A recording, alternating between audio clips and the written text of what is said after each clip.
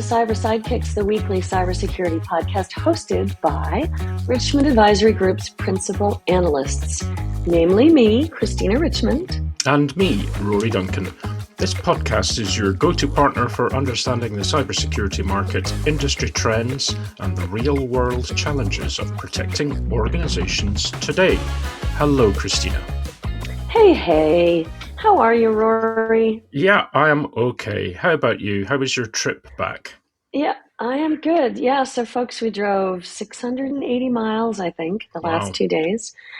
Yeah, long story. I won't go through the details, but basically, we drove through the most incredibly beautiful parts of Oregon. And if you haven't been to Oregon, I highly recommend it. There are places that no one lives in, totally empty spaces, woods, forests, creeks, the most crystal clear water, mountains that pop up into the sky from the flat ground with snow on them.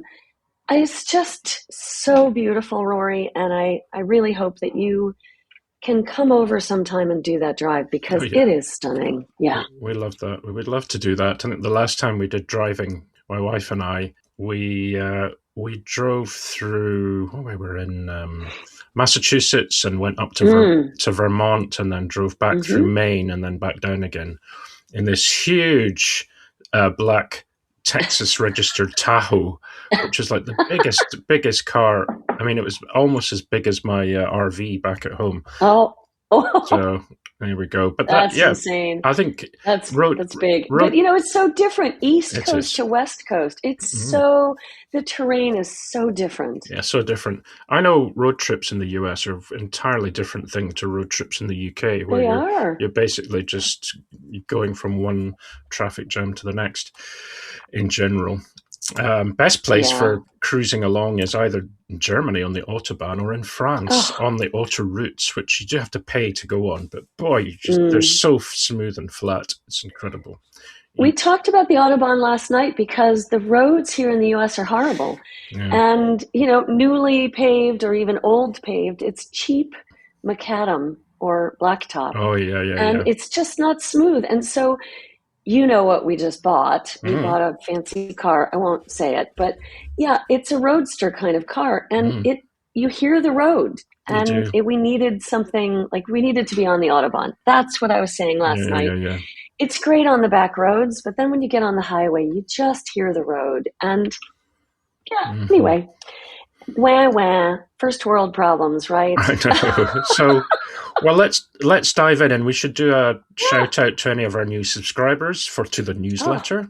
Please. For those who have not subscribed, please do so via our website. It's richmondadvisorygroup.com. Now, the latest issue covers the chat we had last week with Daniel Bardenstein, who's the CEO and co-founder of Manifest Cyber, and provides links and information about our latest research and the services we offer. So please sign up.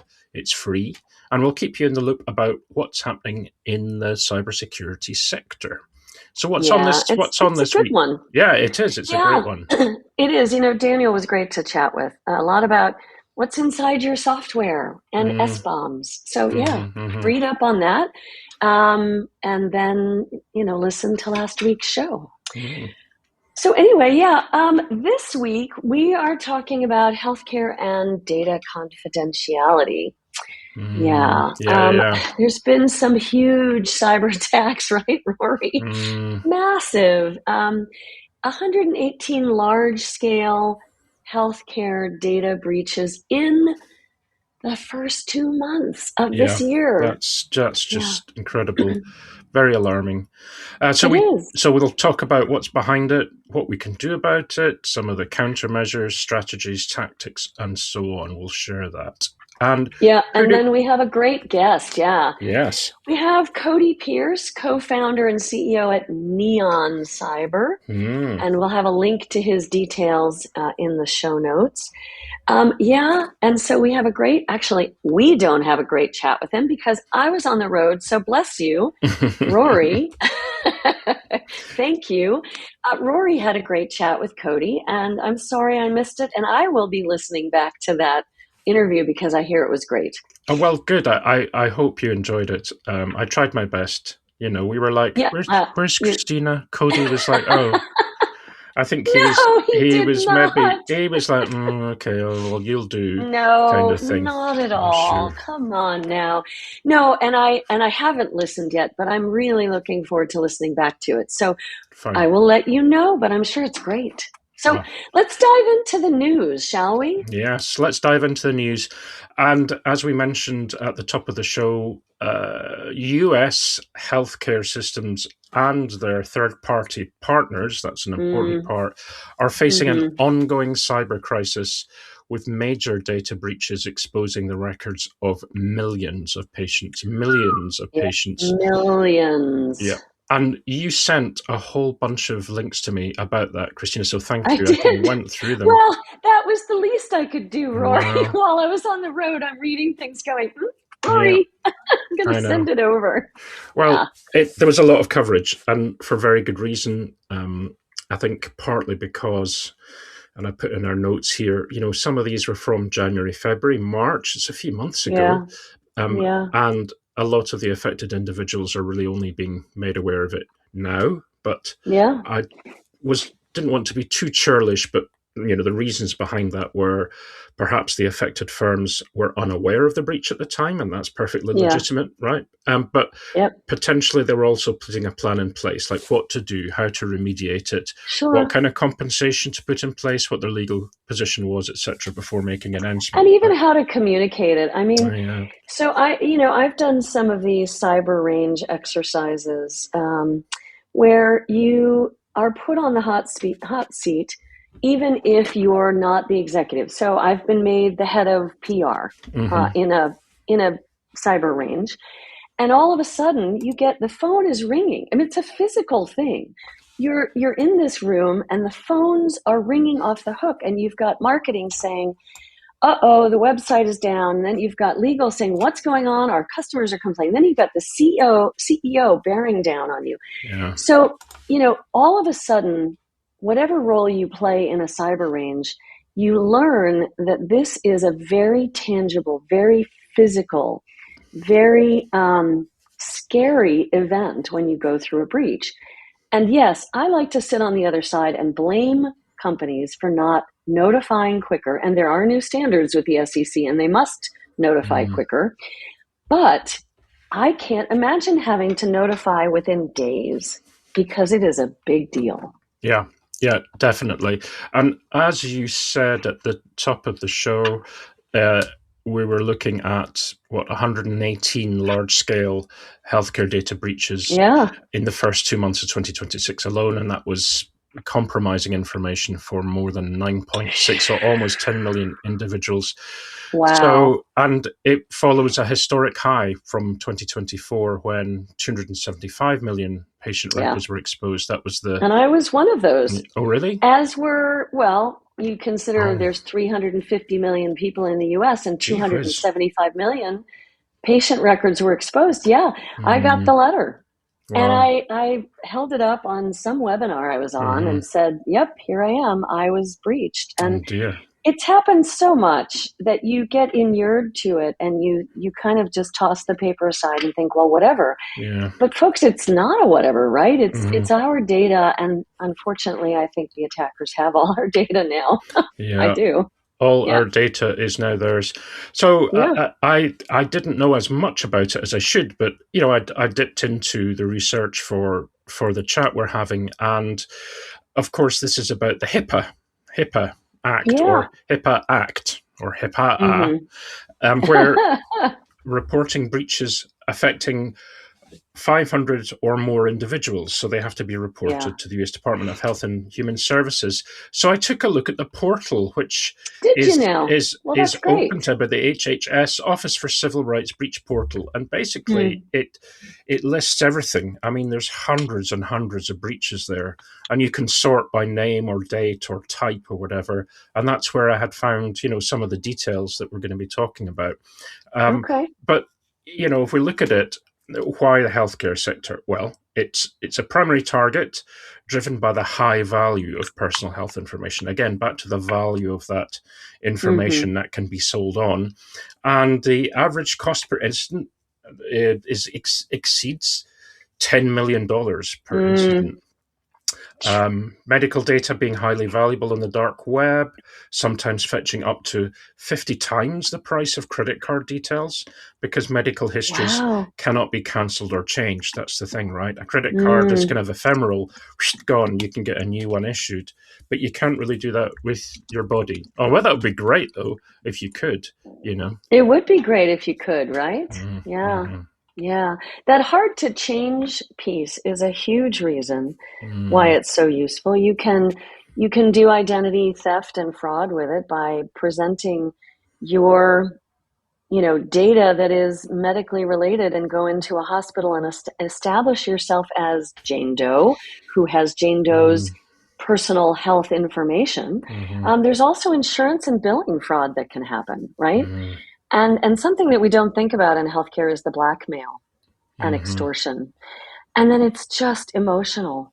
I think it's very personal. Yeah. Yes, our healthcare or our credit card information is damaging financially, and it's damaging in a way that is invasive. But somehow, to me, the healthcare records are very personal. Very like, oh my gosh, they know about my pacemaker. They know about my cancer. They know about whatever. It's personal. Yeah, definitely. And you mentioned the one that you're a part of. I mean, it's the biggest one ever, 275 million. Yeah. But there have been a bunch, and perhaps the reason why the story has come up again is that there were a bunch of very prominent incidents within days of each other, from the 24th to 27th of March. We had NYC Health and hospitals associated with that. So that was 1.8 million people. The same day, the Florida physician specialists, that was 276,000. Do we know if they're the same attackers? Well, that's the question mark, you see. That's the question mark. Could be. But they are going on daily. And if you look at that database again, I'll put the link in the show notes. There are new ones happening every day. Now, how and where is this happening? So I did a little bit of comparison. And if you look at the biggest breaches, those ones I mentioned, and the largest ones, they all happened via the hacking of a network server. Okay. Yeah. So, and there's a number of different ways, either through email or phishing, whatever it happens to be. It's all at the network server level, which of course means it's quite at a kind of not a completely root level, but the network server. Then, if you're going downstream a little bit more, and we were talking the other day about browser security. If it happens right at the endpoint, then perhaps there's things that could be done about it. But if it's happening at the network server level, that's a difficult one to protect against in many ways. Well, it's difficult to protect against, and there's lateral movement that's quite possible. Now, we talk a lot about zero trust and micro-segmentation, which uses the principle least privilege. So you're stopping that lateral east-west movement. But not everybody, A, can do that for whatever technical reasons, structural reasons. But B, not everyone can afford to do it. And C, it is a journey. So those who might have started with zero trust may have started just with the identity piece and not with the network segmentation piece yet. So yeah, it's still a very vulnerable part of your IT environment, for sure. Yeah, exactly. One of the additional flies in the ointment, of course, is you might be very up to date and very secure yourself, but if you've got a third-party vendor as part of your supply chain who is also part of your connected to your network, this is where you can get breaches which have got nothing to do with you or your core business. I mean, we saw that with Jaguar Land Rover, for instance. It's not healthcare, but it's the same place. So you get in, hackers will get in at a specific point, and then they'll get into something else entirely. It's the lateral movement, yeah. Exactly. So one of the things that I looked up, just to kind of give what is the current thinking on how do you protect network servers from hacking attempts? And it's a multi-pronged strategy, hinting at, not everybody can do this. So Right. having all of the software updated all of the time, well, that's a challenge in itself. Firewalls, VPNs to restrict access, strong multi-factor authentication, and then have everything backed up offline all the time. Well, there's always, you're never going to have the most up-to-date thing backed up. And this is why. Anything else on that list, Christina, you think? I mean, it's, that in itself, even 80% of that can be quite difficult to achieve. Well, true. And that's a defense in depth strategy, which is, tried and tested and been around for a long time. But it's impossible. Yep. There are so many holes in all of that. Software updates, we don't know what we don't know, and we're not patching on Tuesday what we don't know. Yeah. It's just there's no patch for it. And at the speed of machines, certainly it's even worse, right? We will not be able to patch as quickly. At some point, maybe the machines will do it for us. Firewalls, I mean, if you're in manufacturing, you can firewall some of your OT software and some of your OT servers, but not all of them. And you certainly can't take them offline easily. VPNs are very, 2010s, and there's a lot of newer technology that we can consider, especially as we go into the browser age. But yes, VPNs are important. Strong MFA. People, if we haven't started doing MFA yet, why not? I mean, it's just, come on. But then the backups. I mean, I was in storage 11 years ago, as my grandmother used to say. So I started in storage, 20 plus years ago. And there is no such thing as having all of your backups, all of your data backed up all of the time. I mean, it's a good idea. A, it's expensive. B, you have to think about archive, nearline, and inline.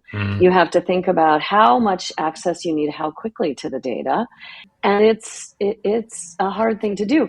Then you switch gears and you say, I'm not going to do all of this, or I'm going to continue doing everything you listed off, Rory, but I'm also going to start a zero trust strategy. And I'm going to start that journey. And that's maybe the more modern approach, but not everyone can do that, and not everyone can do it quickly, and not everyone wants to do it because they might be in critical infrastructure or OT or what have you. So, Yeah, indeed. And in terms of, without sinking even further, there is some light on the horizon. There is guidance and help available. CISA provides its own guidance. So for healthcare entities seeking to improve defenses against supply chain and ransomware attacks, the CISA Healthcare and Public Health Sector part of the team provides updated threat intelligence and best practices. And it's quite good. It's very up to date. I took a look at the CISA Advisories site, in which case I'll put it in the show notes as well.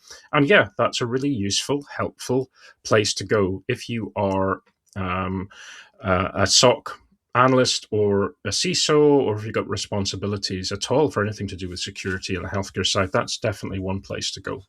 Yeah, and you've said this several times, which is another piece of the security job, another part of their job. You've said third party several times.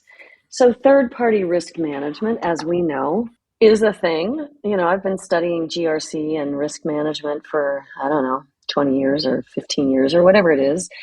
And third party is really challenging. And it became really a hotbed in 2014 when Target was attacked, going in through the HVAC system.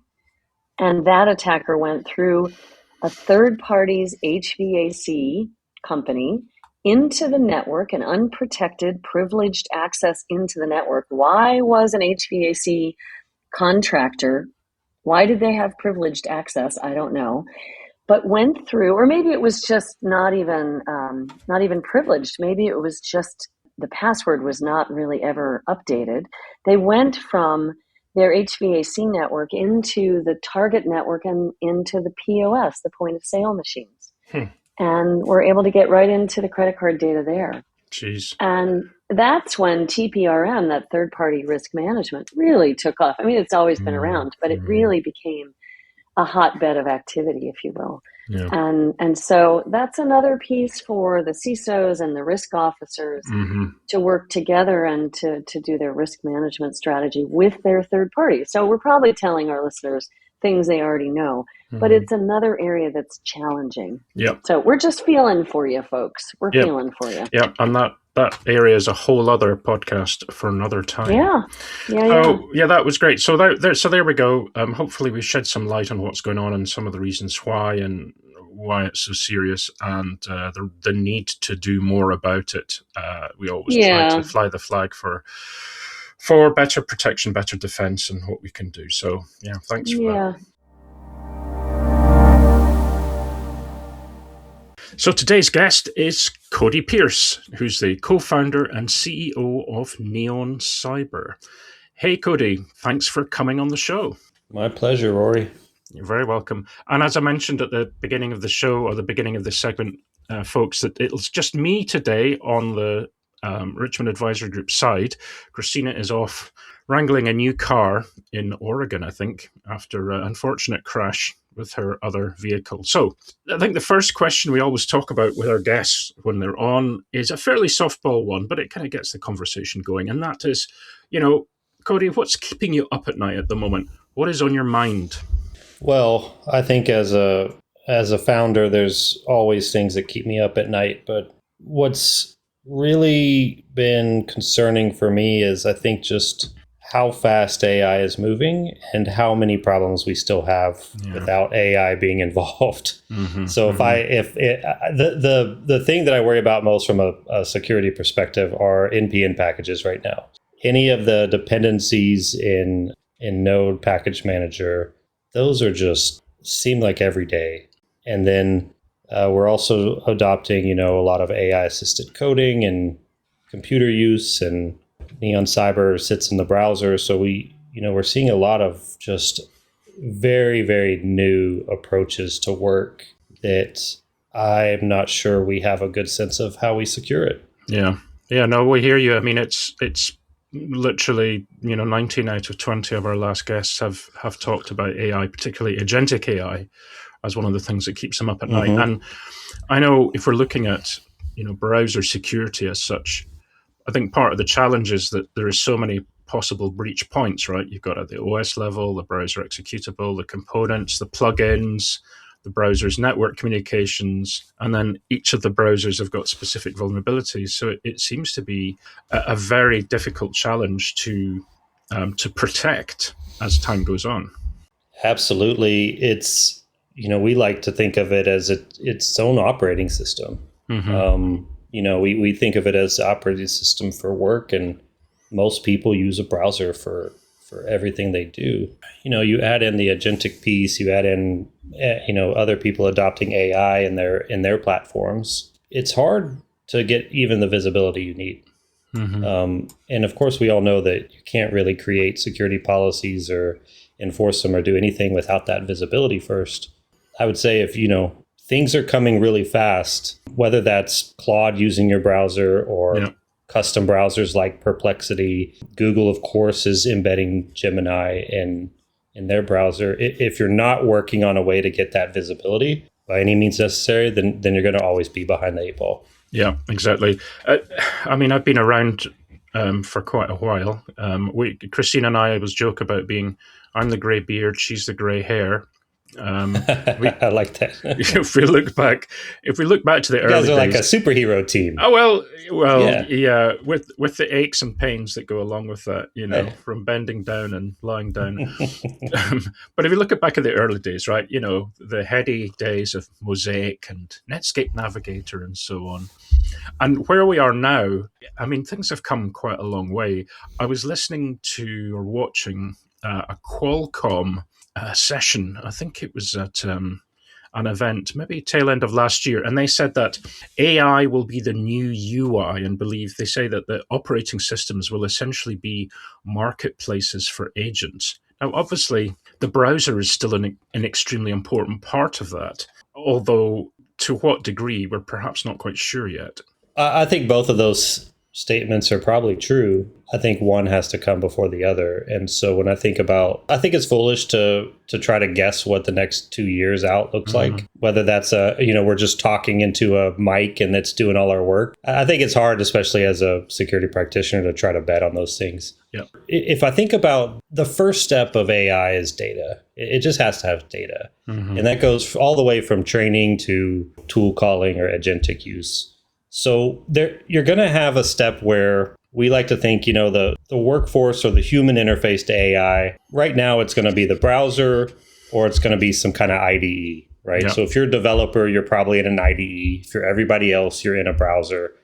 And you still have all this data. I mean, people forget how much data we're actually accessing every day, whether we go to Salesforce or, emails, calendars, whatever it may be. There's a lot of data. And that data is not going to be consolidated into something that's maybe one shot. So, your browser is that interface from most of your users into AI. There's going to be automation that you start doing through the browser. Like, this is how I use HubSpot. Maybe you have Claude in your browser and it's learning how you use HubSpot. And so I think there's a long tail of that. I think that's just going to be, we're so browser centric that's going to stay the way that a human will interface with AI in a lot of cases. Yeah. And then once everyone is automating all these things and everything works really well, then maybe there's a huge sea change on the operating system side. Yeah. No, that's probably the most sensible answer I've heard on that topic. And it kind of brings in, we talked about data, importance of data, the burgeoning amounts of data. One of the things we've talked about, not specifically related to browsers, but in other aspects of cybersecurity in the last number of episodes, is governance. So, and the challenges that AI agents are having in other areas of the industry to governance. So given that we're looking at AI, but specifically agents taking on more tasks at various or varying levels of autonomy, where does the browser come into this for you? What's your perspective? How important is it? Where does it sit in terms of governance? If you go back a long time ago, right, you had the network could kind of look at everything. Yeah. Right? So you had a network perimeter that could kind of look at everything. Then you had endpoints, and those could look at system level things and enforce system level things. Now we're kind of in the browser era where we've got to move up that stack. And I'm a big fan of decentralizing your security. Right. So I like to push security as far down to what you're trying to achieve as possible. Obviously we saw that on EDR. Now we're seeing it with Neon Cyber and other browser security products. But we're also decentralized it. Like trying to do it all from an outside view is just hard. It works, but it's hard. It's harder for your people to understand the context. It's harder to enforce. It's harder to drive behavioral change. And so the browser is often just a great place to interact with, demonstrating that the guardrails that you have or enforcing policy, governing kind of what sites people use, what applications they use, the way they authenticate. We're at a point now where you could do that really, really well in the browser. Okay. And I would say with Agentic specifically, I heard, I believe it might have been the CEO of Anthropic, but don't quote me on who this was, but they had a really good idea or really good thought. And it was that with AI, we had APIs, right? Where it was machine to machine. With AI, every app that you use in your organization, he called it a slow API. So every app became a slow API by just using that interface. So if I go to HubSpot, of course you could connect the HubSpot API and there's a bunch of data, but with with AI and with the browser and with the human together, they can use HubSpot's, front end dashboard, and the AI will almost use that as a slow API. And I really like that because I think that bridges the mental gap for me of how we're going to get this data, this automation, how we're going to improve these things. I like that because it also means that everything you're using is going to be if you're thinking of agents, or you're thinking of something like that, every app you use is probably partly going to use that browser and the use of that application in some way. So you're going to need to enforce it deep on each vendor. You're going to have to say, these are the guardrails for HubSpot. These are the guardrails for Salesforce. they're all adding AI in there. Plus we have agents that are going to be using it. So with that in mind, the browser is just a logical place to start to try to enforce a lot of that. Yeah, I like what you're saying about the decentralization aspect, because you're right. It's at that point where end user behavior tends to be the first line of potential breach by, somebody clicking on something they shouldn't be clicking on or whatever. Yeah. And what's interesting is earlier in this particular show that we're on just now, Christina and I have been looking at the increase in hacking and ransomware attacks against the US healthcare providers. I don't know if you've watched that in some of the news recently. There's like a whole bunch of them in the first 3 months of the year, many hundreds of thousands, some of the big providers. Digging down into it a bit more, for the largest breaches, they were all at the network server level, but who knows how far down the chain the security was implemented. Now, presumably, if you have very strong browser security, that would mitigate some of that. Is that right? Yeah. We talk to a lot of people who are going the network route and adding extra layers on the network. And I get the appeal. It's on paper, it looks easier. But what you lose from a security practitioner perspective is all of the context, like who that person is, where they are, what they're doing, the behavior, what's normal. Like there's a lot of that context that's related specifically to that employee or that end user. And all of that is happening in real time in the browser for a lot of these attacks. So trying to do that all from the network, if you manage to get the data, you almost have to reconstruct the context of what happened. Right. And why? Why not just do it from the browser where that attack is actually happening? We're seeing it across everything as well, not just healthcare, but like fake OAuth servers. That's how Vercel got hacked, right? Yeah. There's just a lot going on in the browser, and it's still phishing and identity attacks still at least 50% of initial breaches when people are involved. Yeah. It also talks to the fact that many of these companies, whether it's retail, wholesale, manufacturing, healthcare, rely on these kind of extended ecosystems or supply chains that all kind of feed in. And, many of the worst breaches have happened not within the core business itself, but through a third-party supplier. I know we've talked about that quite a lot, that the risk from supply chain breaches. And obviously that's an important part as well. So slight change of tack. If we look at the kind of things that we've experienced, we talked about the early days of the browsers, and I was, stroking my grey beard. But if we think about the types of breaches that we see, that we have to deal with day to day through a browser, way back in the day, it was all about, pop-ups from ads, and there was malware, and then, there was viruses, but it kind of developed from there. So, you've got full-on credential harvesting, full identity theft, and so on. A lot of things that we've done, and I'm sure you've worked with this for many years. I know you were at Zero Fox before, you were at various other companies. So we've been adding in layers of protection. So DNS and HTTP tools, more sophisticated certificates, and so on. Where could we go next with this? What kind of vision do you have of where browser security could go? That's a great question. I mean, it would be hard to say that there's one singular way that browser security goes, because I do think agentic use of the browser, computer use, some people are calling it, is potentially going to change a lot, right? I kind of always go back to the basics. I say, when you don't know what the future really looks like, of course, we're going to have phishing. I think phishing is going to get better. I think, attackers are already using AI to craft phishing emails. They're already using it to stand up lookalike sites. So all that will just get more advanced, which is probably not news to anybody. But what I think in the next year or maybe less is really that browser being an engine of your people, the data, and the technology that you're using across third parties, across identities. And then you add in the agentic mix, and, you're going to have a lot of the same problems, but I think they're going to be invisible to most people, right?